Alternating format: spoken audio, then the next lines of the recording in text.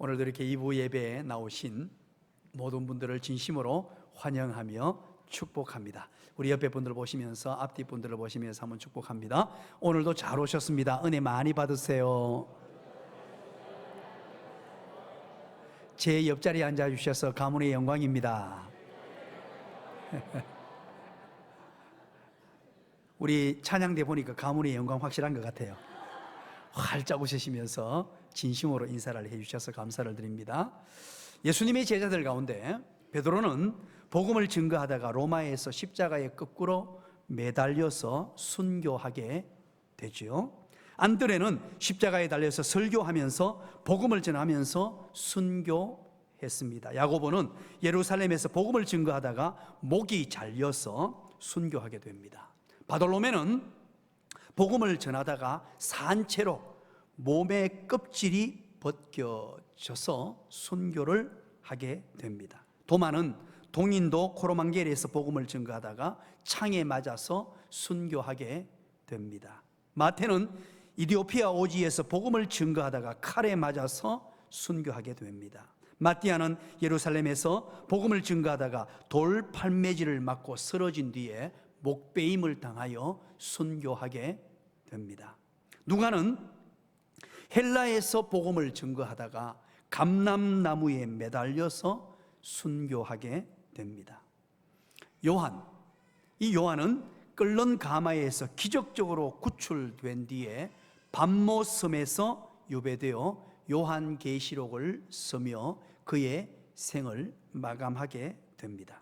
사도 바울은 복음을 증거하기 위하여 평생을 바쳤습니다. 결혼도 하지를 않았습니다. 자기를 위한 삶을 모두 포기하고 오직 복음을 위해서 살았습니다. 그래서 전 세계를 향하여 가고 싶었고 땅끝까지 가고 싶은 그런 간절한 소망을 드러내며 갈 수 있는 모든 나라에까지 가서 바울은 복음을 전하게 됩니다.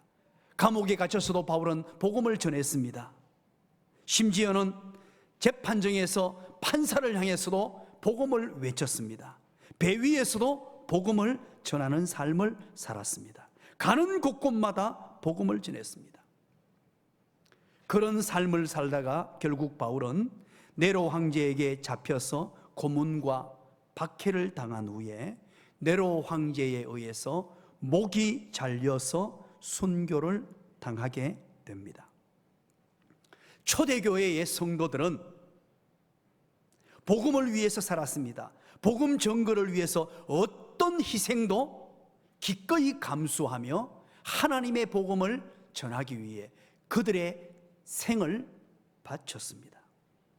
예수님을 믿고 예수 그리스도의 사랑을 경험한 사람들은 예수님이 가장 소중하게 여기시는 것들을 잘 알았습니다.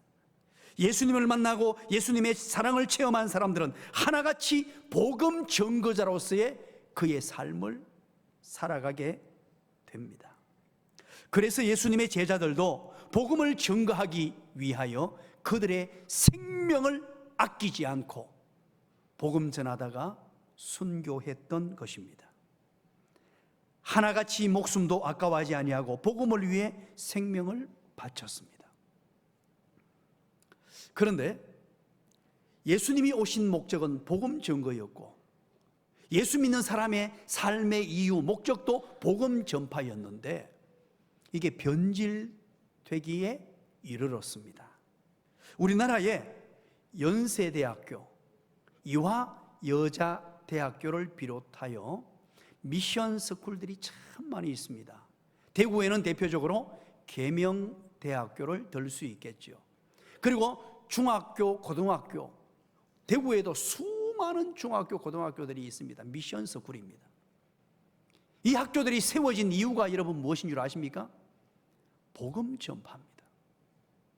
기독교적 이념과 가치를 가지고 오직 예수 그리스도의 복음을 전파하기 위해 세워진 학교들입니다. 그런데 지금은 이 학교들에게서 복음의 분위기, 기독교적 정신을 읽을 수 있습니까? 과연 미션 스쿨이 복음을 전하고 있습니까? 기독교 정신에 입각해 세워진 학교라는 사실 외에는 지금 아무것도 남지 않았습니다. 어쩌면은 일반 학교보다 더 못한 학교로 지금 전락해 버렸습니다. 본래의 메시지가 다 상실되어 버렸습니다. 본래 설립된 목적을 다 잊어버렸단 말입니다.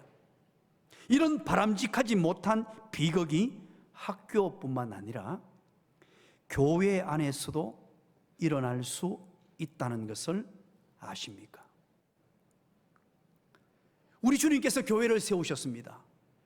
우리 주님의 피를 값주고 교회를 세우셨습니다. 복음 전파를 위해서 세우셨습니다. 그런데 이 교회가 지금 복음 전파에 신경을 안 써요. 변질된 것입니다. 예수 복음을 위하여 세워진 교회고 우리 주님이 그토록 간절히 소망하는 바가 복음 전파인데 열심히 신앙생활하는 것 같으나 복음 전파에는 관심이 없습니다. 오늘 우리는 마가복음을 한 편 펼쳐놓았습니다. 예수님이 이 땅에 오셔서 첫 번째 하신 말씀이 오늘 본문입니다. 그리고 예수님께서 간절히 소원하고 소망하셨던 것이 무엇인가 하는 것이 오늘 본문에 등장합니다. 예수님이 오신 목적이요, 예수님이 가장 소원하셨던 것이 무엇이냐? 하나님 되신 그분께서 인간의 몸으로 이 땅에 왜 오셨으며 오셔서 무엇을 하기를 원하셨고 그렇게 간절히 소망하는 바가 무엇이냐 하는 것입니다. 교회를 세우신 목적이 무엇이냐 하는 것입니다. 이것은 매우 중요하겠죠. 오늘 본문을 살피면서 몇 가지로 우리가 정리하려고 합니다. 예수님께서 이 땅에 오신 목적이 무엇이며 예수님께서 간절히 소원하시는 바가 무엇이냐. 첫 번째, 여러분 큰 소리로 따라해 주시기 바랍니다. 복음을 전하는 일이다. 너무나 근본적이고 근원적이며 본질적인 문제입니다. 예수님께서 이 땅에 오신 목적, 그리고 예수님께서 간절히 소원하시는 바, 예수님께서 오셔서 첫 일성으로 내뱉은 말, 그리고 사역의 모든 핵심, 중심, 그것은 바로 복음을 전하는 일이었습니다. 교회의 존재 목적 또한 복음 전하는 일이 되어야 합니다. 오늘 14절을 한번 보시죠. 한번 읽어볼까요? 다 같이 읽습니다. 시작. 요한이 잡힌 후 예수께서 갈릴리에 오셔서 하나님의 복음을 전파하여. 요한이 잡힌 후라고 말합니다. 요한이 누굽니까? 세례 요한을 말합니다. 세례 요한은 예수님보다 먼저 와서 예수님의 사역을 준비했던 사람입니다. 세례 요한이 잡혔다는 말은 이제 세례 요한의 사역이 종결되었다라는 의미입니다. 세례 요한이 예수님을 준비하고 예수님을 증거하며 예수님이 오실 길을 예비했는데 그 모든 사역이 이제 다 종결되었다. 이제 세례 요한의 사역이 끝났다는 것입니다. 그리고 드디어 이제 세례 요한이 퇴장하고 난 이후에 예수님이 등장하시게 됩니다. 이 말은 옛 시대가 끝이 났다는 것입니다. 이제 새로운 시대가 도래했다는 것입니다. 구약이 지나갔다는 것입니다. 이제 신약이 도래했다는 것입니다. 자, 그렇다면 예수님은 등장하시면서 무슨 말씀을 하셨는가? 15절 한번 읽어봅니다. 예수님의 사역을 준비했던 그 모든 준비가 끝나고 드디어 예수님이 이제 사역을 시작하시게 되는데 그 일성이 무엇이냐? 다 같이 읽습니다. 시작. 이르시되 때가 찼고 하나님의 나라가 가까웠으니 회개하고 복음을 믿으라 하시더라. 아멘. 이르시되 때가 찼다. 때가 찼다는 것입니다. 여기에서 때가 찼다. 여러분, 때가 차면 제일 좋아하는 사람이 누군 줄 압니까? 목욕탕 주인입니다. 때가 차야 목욕탕 가는데 요즘에는 목욕탕을 잘 안 가서. 여기 때가 찼다. 이 때라는 말은 아주 독특한 헬라어 단어를 쓰고 있습니다. 그 단어가 바로 카이로스라는 단어예요. 카이로스. 잘 아시죠? 크로노스는 일반적인 흘러가는 시간을 말해요. 크로노스. 그러나 이 카이로스란 단어는 흘러가는 시간이 아니라 결정적인 시간을 의미합니다. 하나님이 하나님의 뜻을 이루시기 위하여 역사 속에 간섭하시는 결정적인 시간, 이 시간이 지금 다가왔다는 것입니다. 그 때가 찼다는 것입니다. 바꾸고 말하면 이제 드디어 예수님이 일하실 때가 되었다라는 것입니다. 카이로스, 하나님이 계획해 놓으신 그 결정적인 시간이 이제 다가왔다. 하나님이 계획해 놓으신 이 복음의 능력, 예수 그리스도를 통한 인류 복음의 시작이, 그 시작이 이제 다가왔다. 때 카이로스. 그렇다면 주님이 일하시는 때 주님이 무엇을 위해서 오셨는가? 무엇을 위해서 오셨는가? 다시 14절로 돌아가시면 그 대답을 얻을 수 있습니다. 자, 우리 읽어보고 우리 주님께서 무엇 때문에 오셨는지 그 대답을 여러분들이 한번 말씀해 주시기 바랍니다. 14절 다 같이 읽습니다. 시작. 요한이 잡힌 후 예수께서 갈릴리에 오셔서 하나님의 복음을 전파하여, 무엇을 전파하였다고 그럽니까? 복음을 전파하여, 바로 그 일을 위하여. 때가 찼는데 어떤 때가 찼느냐? 어떤 카이로스, 결정적인 시간이 되느냐? 하나님의 복음을 전파할 정확한 때가 되었다는 겁니다. 하나님이 계획해 놓으신 그 시간, 하나님이 인류 구원을 위하여 죄악 가운데 절망 속에 허덕이며 힘겹고 어려운 인생을 살고 있는 모든 인류를 구원해낼 그 정확한 때, 카이로스가 이제 드디어 임했다라고 예수 그리스도가 선포하고 계신 것입니다. 복음을 전파하기 위하여 그러는데 이 복음이 도대체 어떤 의미입니까? 우리는 이 복음이라는 단어를 너무 잘 압니다. 오늘날 수도 없이 이 복음이라는 단어를 들었죠. 마찬가지로 오늘 마가복음이 쓰여지던 이때 당시 로마가 전 세계를 지배하던 이때에도 이 복음이라는 단어는 모든 사람이 아는 단어였어요. 누가 이것을 사용했느냐? 로마 황제 가이사. 자, 모든 황제들은 통칭이 있습니다. 황제를 칭하는, 로마 황제를 칭하는 통칭이 가이사입니다. 자, 그렇다면 여러분들에게 한 가지 질문을 던집니다. 이집트 황제를 통칭하는 이름은 뭐죠? 이집트는 시작. 파라오라고 그러죠. 성경에는 뭐라고 기록되어 있습니까? 바로라고 말합니다.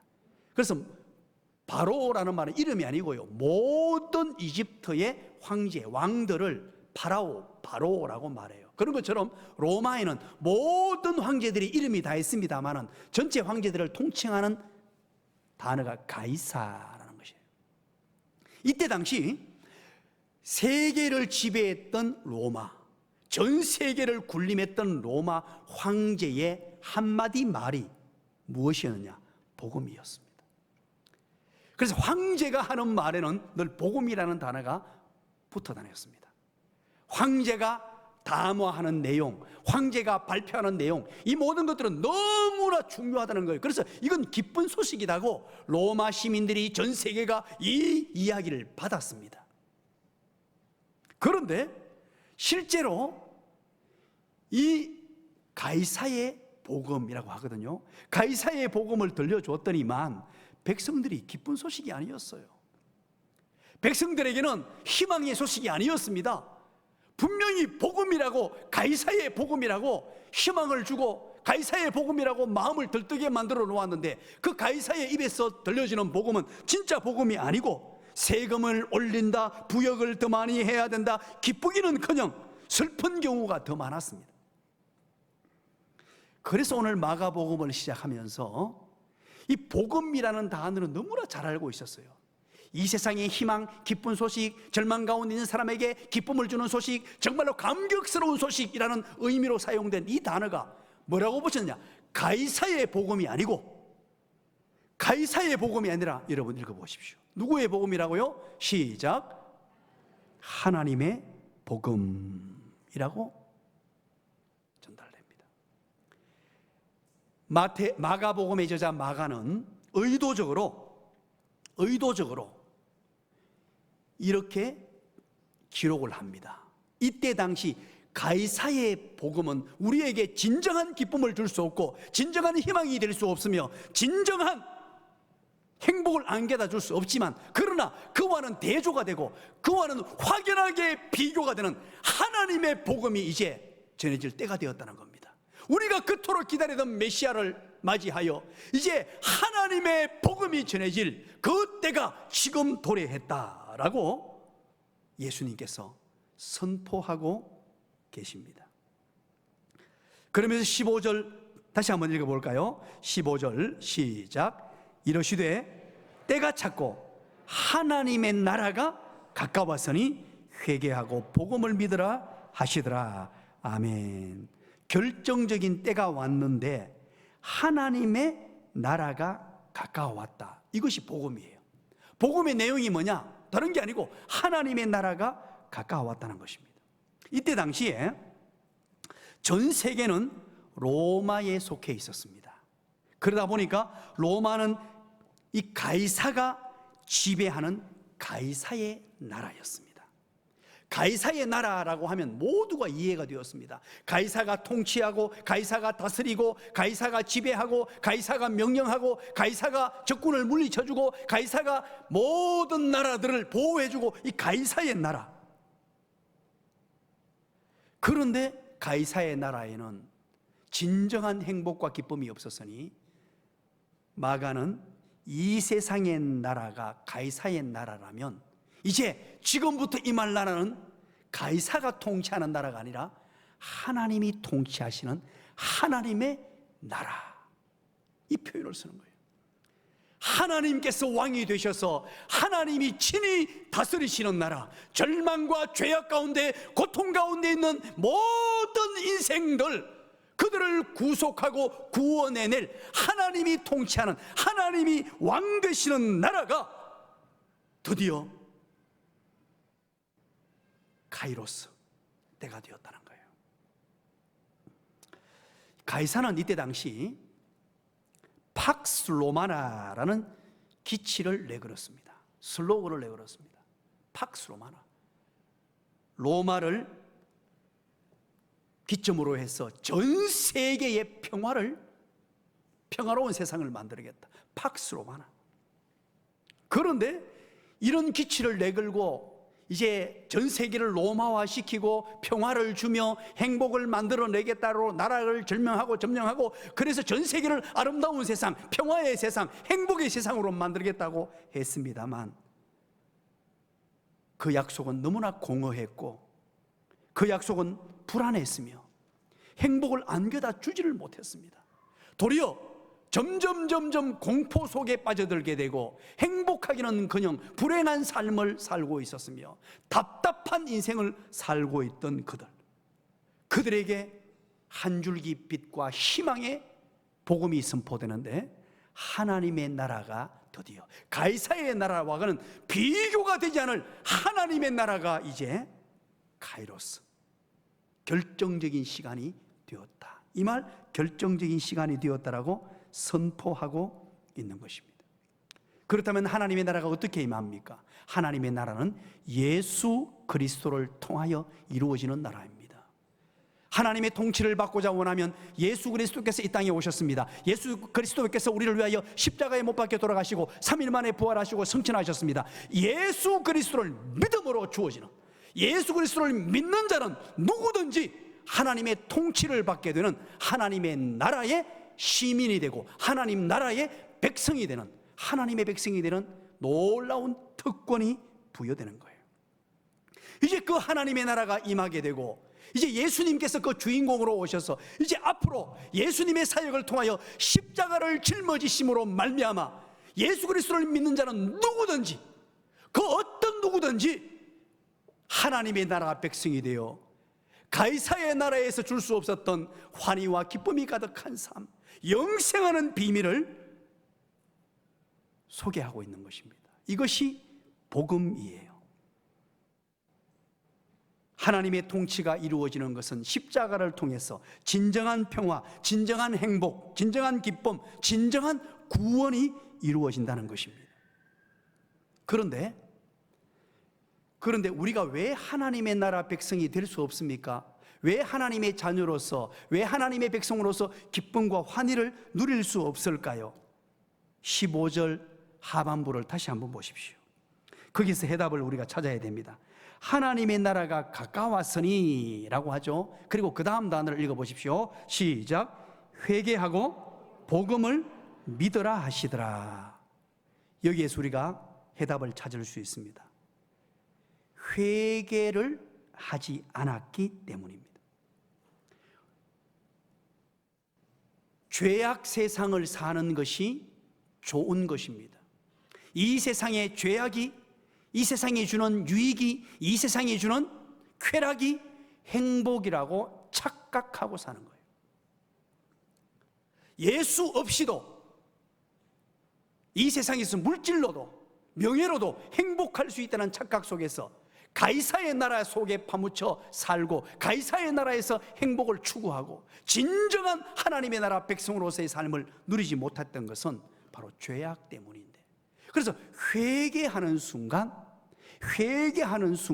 하나님의 자녀가 될 수 있다는 것입니다.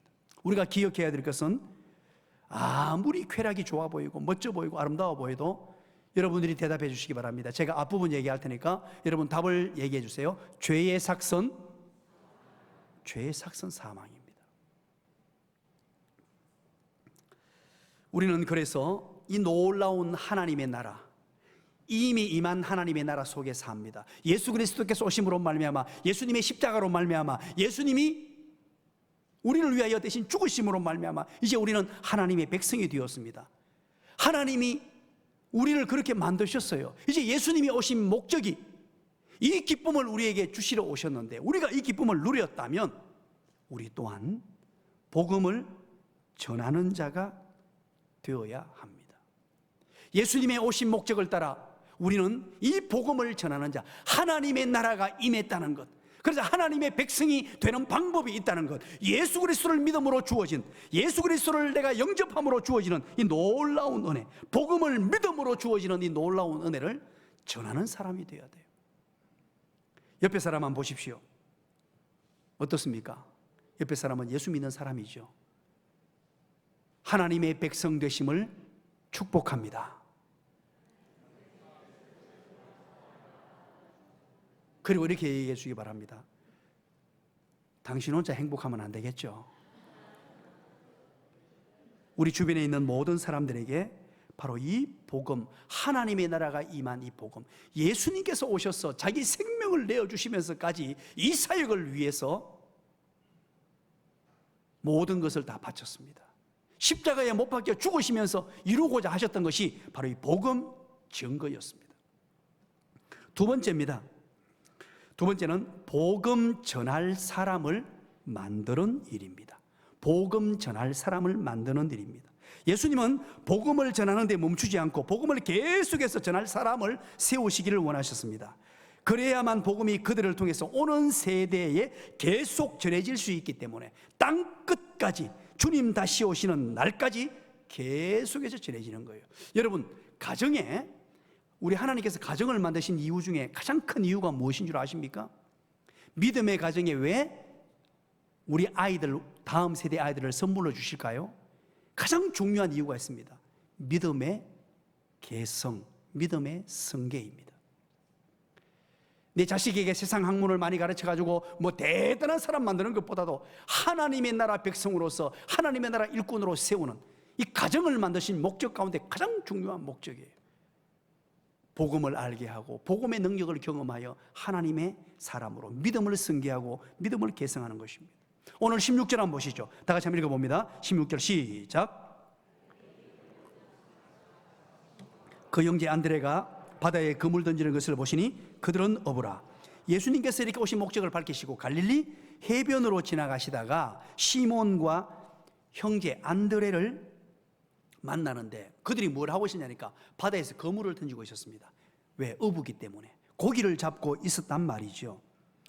그리고 이들을 부르시거든요. 오늘 이 본문을 봤을 때 마가복음만 읽게 되면 시몬과 안드레를 오늘 처음 만난 것처럼 그렇게 느껴집니다. 그러나 요한복음을 살펴보시면 벌써 1년 전에 시몬과 안드레를 만났고 알고 있었습니다. 그리고 주목하고 있었고 그들을 드디어 예수님의 제자로 부르셔서 제자로 양육해서 하나님의 복음사에게 일꾼으로 세우시는 장면이 바로 오늘 본문이에요. 예수님의 사역 중심이 여러분 무엇인 줄 아십니까? 건물 세우는 것? 예수님이 큰 건물 세웠다는 거 여러분 한번 보셨어요? 예수님께서 무언가 대단한 업적을 뭔가 남겨놓고 가셨는데 대단한 건물이나 대단한 형태나 무슨 남겨놓고 가신 적이 한 번도 없어요. 예수님의 사역 중심은 사람입니다. 교회는 사람이에요. 너무나 중요합니다. 오늘날 우리는 계속해서 사탄의 소리에 속고 있습니다. 그 소리가 뭐냐? 좋은 건물을 지어라, 큰 건물을 지어라, 화려한 건물을 지어라. 그것이 마치 성공한 교회, 좋은 교회인 것처럼 착각을 하도록 만들어 놓았습니다. 우리가 분명히 서구 사회를 보았습니다. 유럽의 교회들을 보고 알았습니다. 유럽의 교회들을 보십시오. 수천억 건물들이 지금 절비합니다. 대리석, 엄청나게 좋은 거, 대리석 하나에 몇 천만 원 하는 것들을 가지고 건물을 지어 올려놓았습니다. 그런데 그 건물들이 지금 무엇으로 바뀌었습니까? 얼마 전에 우리 한국 교회 안에 성도들 간에 이슈가 된 사건이 하나 있습니다. 내가 지역은 어딘지 말씀드리지 않겠습니다. 예배당을 잘 지어 놓았는데 그 예배당이 팔려버렸습니다. 코로나 중에 팔려버렸고 그 집이 술집으로 바뀌었다는 거예요. 여러분 보셨죠? 그게 지금 막 교인들 사이에 너무 충격을 받아가지고 이게 링크를 달아가지고 한 달쯤 됐나요? 한두 달쯤 전에 팍 퍼뜨려서 지금 이런 일이 발생했다. 여러분, 건물 중심의 교회는 아닙니다. 제가 말씀드리는 건 오해하지 마십시오. 건물이 필요 없다는 말이 아니에요. 저와 여러분이 모여서 예배할 공간이 필요합니다. 다음 세대를 양육하기 위하여 교육할 교육시설이 필요해요. 필요해요. 그걸 제가 부정하는 건 아닙니다. 그러나 무엇이 중심이 되어야 하느냐는 거예요. 지난 주간에 금요일입니다. 지난주 금요일 날 필리핀에서 선교 사역을 하시는 김은호 선교사님을 함께 만나게 되었습니다. 우리 교회 장로님 몇 분과 함께 식사 교제를 하게 되었습니다. 제 목양실에서 1시간 이상 대화를 나누고 식당에 가서 또 몇 시간을 그렇게 대화하는 시간이 있었습니다. 참 신실한 선교사님이셨어요. 제 마음에 속 드는 이분이 진짜 선교사님이네. 우리 교회는 선교사님을 도울 때 그냥 대충 돕지를 않습니다. 철저하게 점검을 합니다. 사람 중심의 선교를 하느냐, 돈 중심의 선교를 하느냐, 철저하게 점검을 하는데 이분은요 정말 올곧은 분이고 제대로 하는 선교사님이셨어요. 이분이 하는 얘기 중에 이런 얘기를 했습니다. 2명의 선교사를 파송했대요. 2명의 선교사를 같은 시기에 파송했는데 한 선교사님은 선교를 삐까뻔쩍하게 하더라는 거예요. 가서 사람의 마음을 움직이고 사람을 끌어모아 가지고요 건물을 짓고 선교 본국에 연락해서 이만큼 모았으니까 예배당을 짓자 해가 또 짓고 예배당을 몇 개나 짓고 많은 사람들의 박수를 받고 찬사를 받고 이야 선교 멋지게 한다고 많은 사람들이 우러러봄직한 그런 선교 사역을 했다는 거예요. 야 이분은 진짜 잘하는구나. 그런데 한 선교사님은 같은 시기에 다른 지역으로 보내졌는데 이런 선교를 못하는 거예요. 말도 잘 못하고 가서 사람들을 만나면서 겨우 한 사람을 건진 거예요. 그 사람과 함께 먹고 자고 하면서 예수 그리스도의 복음만을 그냥 화려하지도 않습니다. 뭐 대단한 것도 없습니다. 건물도 없어요. 한 사람 붙들고 내가 만난 예수님을 눈물 뿌리면서 그에게 전하고 그러다가 그 나라에 문제가 생겨가지고 선교사가 전부 나와야 되는 상황이 되었다는 거예요. 거기서 이제 머물 수 없는 상황이 되어버려서 선교사가 전부 철수를 하게 돼요. 그러다가 세월이 흐릅니다. 세월이 흐른 뒤에 그 지역 선교사가 어떻게 됐는지 이제 궁금해서 2군데를 같이 방문했다는 거예요. 그런데 놀라운 일이 발생했습니다. 그렇게 화려하게 선교했던 그분, 수많은 예배당을 건축하고 교회를 지어가지고 막 구름대같이 사람을 막 모아가지고 뭔가 있어 보이던 곳이 가보니까 그 교회 건물은 전부 마트 건물로, 상인 가게 건물로 다 바뀌어버리고 교인들은 한 사람도 없고요. 교회로 지어놓은 건물이 일반 건물로 다 바뀌어있는, 진짜 말로 할 수 없는 어처구니 없는 상황을 보게 됐다는 거예요. 그런데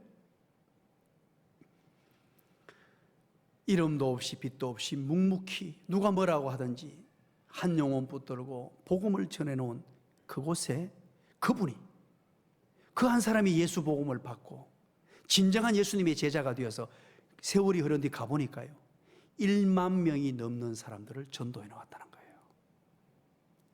일부 예배 때는 좀 놀라던데, 여러분 도대체 기독교 복음이 무엇입니까? 교회의 역할이 무엇입니까? 우리는 화려함에 속고 있습니다. 대단한 건물에 속고 있습니다. 제가 이토록 지난 수십 년간 외쳤는데도 참 어리석은 사람들은 큰 교회를 찾아가고 건물 좋은 교회를 찾아가고, 이런 어리석은 사람들이 참 많아요. 물론 이해해야 될 게, 큰 건물의 교회다고 무조건 나쁜 건 아닙니다. 여러분 그거 아셔야 돼요. 덮어놓고 크기 때문에 나쁘다, 이건 잘못된 거예요. 그리고 작기 때문에 무조건 좋다, 그것도 아니에요. 그 의미를 여러분 잘 좀 이해하시기 바랍니다. 사람이 중요합니다. 사람을 세우는 사역을 해야 합니다. 사람을 키우는 사역을 해야 돼요. 한 영혼 한 영혼이 예수 그리스도를 만나고 예수 그리스도의 복음을 경험하고, 그리고 난 이후에 예수 복음 위에 사는 사람들이 세워지는 교회, 그것이 바로 우리 교회예요. 지금까지 우리 교회는 그렇게 꿈꾸며 그렇게 살아왔습니다. 우리 교회 선교 정책도 마찬가지입니다. 화려해 보이진 않지만 정말로 그 어떤 누구에게도 자랑스럽게 말할 수 있는, 오직 하나님이 기뻐하시는 교회로 달려왔다는 것, 여러분 자부심을 가져도 좋습니다. 옆에 사람에게 한번 얘기해 주시기 바랍니다. 당신 정말 좋은 교회 다닙니다.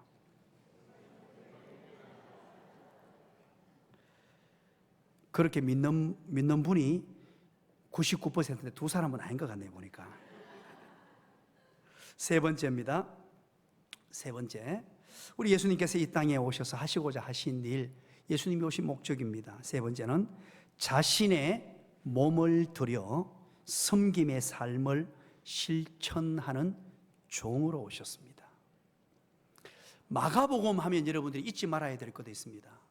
마가복음 하면 자다가도 머릿속에 떠올려야 될 게 10장 45절입니다.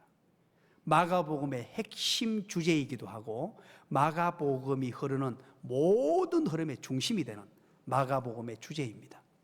마가복음 10장 45절 우리 다 같이 한번 읽어보시죠. 마가복음 10장 45절 다 같이 봅니다. 마가복음이 너무나 중요한데 그 중에 핵심되는 내용입니다. 다 같이 읽겠습니다. 시작.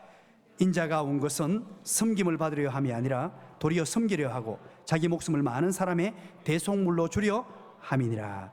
아멘. 그렇습니다. 이것이 마가복음의 주제입니다. 마가복음의 주제는 종으로 오신 하나님의 아들, 종으로 오신 하나님의 아들 예수 그리스도입니다. 본래 예수 그리스도는 하나님의 아들이시지만 이 땅에 종의 모습으로 오셔서 대속의 죽음을 당하시는 가장 낮은 자의 자리에 내려가신 분입니다. 예수님은 종으로 이 땅에 오셨습니다. 예수님은 나는 스스로 섬기러 왔다라고 말씀하셨습니다. 기독교의 정신은 바로 섬김의 정신입니다. 교회는 섬기는 장소입니다. 하나님의 택한 백성들, 예수 믿는 사람은 종으로 섬기는 자들이에요. 세속적 가치관은 무엇을 자꾸 우리에게 요구합니까? 높아지기를 요구합니다. 뭔가 직분을 한 가지 얻었다면 뭔가 자리값을 하려고 그래요. 목에 힘을 주려고 합니다. 큰 소리를 내려고 합니다. 맡은 일을 가지고 일하면 되는데 일을 가지고 자꾸만 기득권을 만들어내려고 하고 자기 주장을 하려고 하고 나도 모르는 사이에 우리 교회는 그런 교회가 아니라서 얼마나 감사한지 몰라요. 교회는 모든 직분이 섬기는 직분이에요.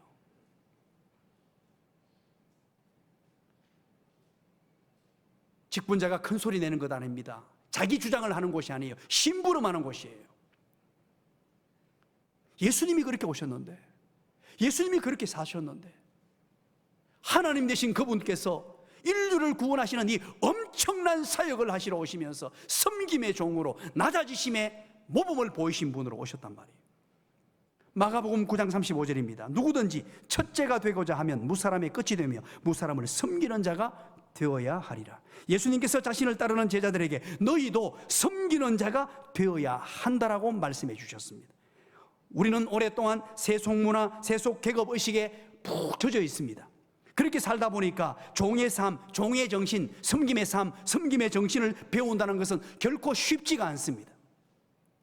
하지만 하나님의 복음, 기독교의 복음, 예수 복음은 놀라운 능력이 있어 예수 그리스도를 믿는 자마다 인간은 변화가 되었어요. 정말로 놀랍습니다. 예수 그리스도를 믿는 자마다 의식이 변화되었습니다. 가치관이 변화되었습니다. 사상과 철학이 변화되었어요. 아무리 잘난 사람, 아무리 똑똑한 사람, 아무리 지위가 높은 사람일지라도 하나님을 믿고 예수 그리스도를 믿는 사람들은 누구나 어떤 사람이든지 어떤 지위든지 겸손한 사람으로, 예수님을 닮아가는 사람으로, 자기 자신을 낮추는 사람으로 세워지게 되었다는 말입니다. 바울이 예수님을 만났습니다. 다메섹 도상에서 예수님을 만났어요. 그리고 엄청난 변화를 맛봅니다. 그렇게 잘난 사람, 진짜 요즘 말로 하면 뭐 전 세계에서 하버드 대학이 최고 맞는지 모르겠습니다만은 최고라 치고 그 하버드대 중에 수석자입니다. 바울은 가문에도요, 이건 놀라운 가말리엘 가문의 어마어마한 가문으로, 학벌로, 모든 것으로 봐도 이것은요 그 당대의 최고였고 로마 시민권을 가지고 있으며 누구도 무시 못할 엄청난 지위를 가지고 있던 사람이었습니다. 그런데 그가 예수 그리스도를 만남과 동시에 그의 모습이 바뀝니다. 바울서 신을 여러분 한번 읽어보시기 바랍니다. 로마서 1장 1절을 한번 읽어보시기 바랍니다. 자기를 소개합니다. 그렇게 잘난 사람, 그렇게 똑똑한 사람, 그렇게 대단한 사람이 자기를 소개할 때 예수 그리스도의 종, 나 바울은 종이라는 말을 씁니다. 나 예수 그리스도의 종된 바울은 모든 서신서의 1절 첫 번째 자기를 소개하면서 한 번도 빼지 않고 종이라고 소개하는데, 이 종이라는 단어는 이때 당시에 종이라는 단어가 여러 가지 단어가 있었어요. 그 중에서도 가장 자기 자신을 낮추고 개인의 자유가 박탈되고 개인의 자유가 완전히 무시된 존재, 그 단어가 바로 둘로스라는 단어예요. 그 단어를 써요. 바울은 의도적으로 그 단어를 가지고 아마 이것보다 더 낮은 단어가 있었다면 그것을 선택했을 거예요. 노예, 종 중에 가장 낮고 가장 천하고 가장 대우받지 못했던 그 당대의 최고 낮은 단어를 고르고 또 고르고 또 골라서 말하는 게 둘로스보다 더 낮은 단어가 있었다면 바울은 선택했을 거예요.